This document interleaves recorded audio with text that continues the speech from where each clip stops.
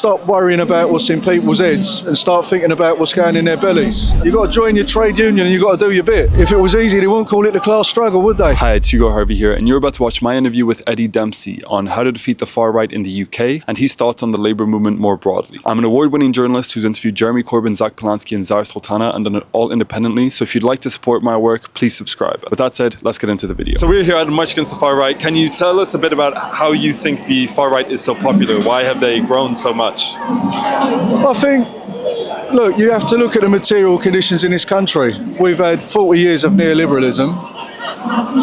We've seen the country deindustrialised. What hasn't been sent abroad has been privatised, and that means people's lives in Britain today are chaotic. You've got no security of employment, security of housing, and the country's rapidly changing. And so in those conditions, people are fed up of the status quo, and in a lot of these areas where they once had industry and a trade union movement that went with it, that gave a framework for people to think about what was happening around them, all that's been torn away. So people are turning to alternatives.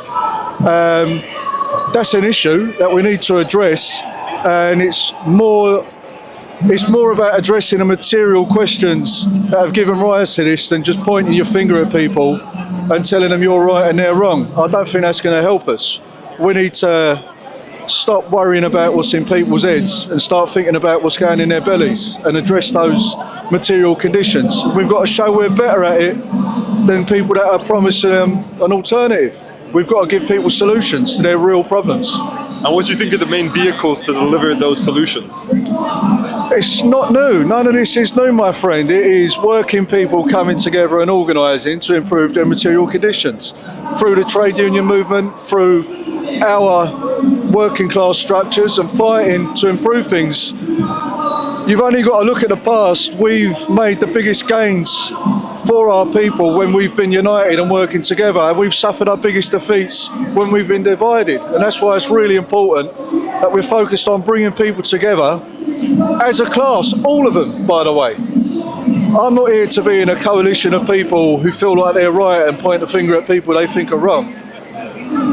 It's much more meaningful if people are fighting for each other than whether they agree with each other. It's more important that people are looking after each other than whether they look like each other.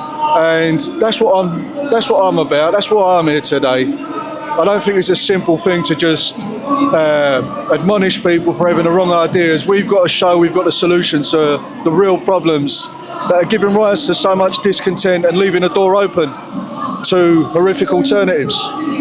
And if I'm correct, you have Irish parents. Yeah. And I was wondering, what do you think the role of the Irish diaspora and the Irish community in the UK has been in trade unionism and anti-racism? Well, the Irish in Britain have got a role to play, and they've always had a historic role in the trade union movement in Britain. They've been a backbone of the movement for many, many years since its inception. And the rights of Irish people in Britain are not contrary to their rights as workers and their interests as workers.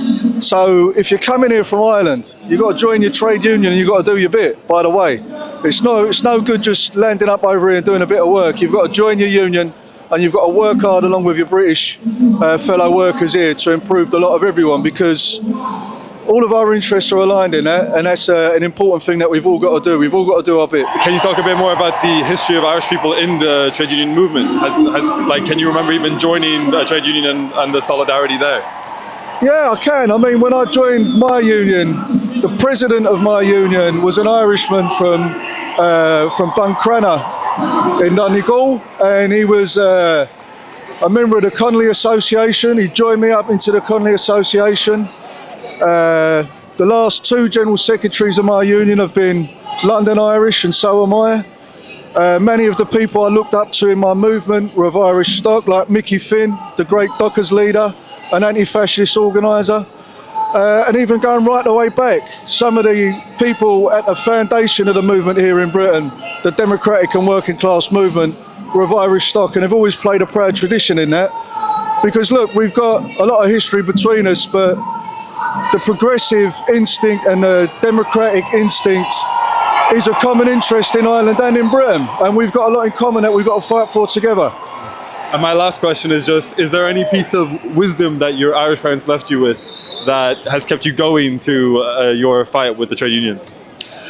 No, just my dad was a member of the same union as me. He was a member of the National Union of Seamen. He was a deep sea sailor. And his grandfather, when he retired, he came to work on the railway here too.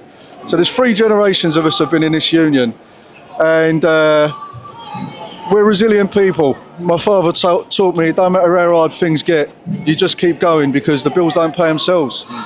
And I'll tell you what, if it was easy, they wouldn't call it the class struggle, would they? Okay, thank you so much. All right. Thank you. If you enjoyed that interview with Eddie Dempsey, check out my past interviews with people like Jeremy Corbyn on Cuba, or Dr. Mo, a doctor who came back from Gaza, or subscribe to see my upcoming work with people like French MP Daniel Obono, who I interview about anti-Semitism, or journalist George Monbiot on democracy and the environment.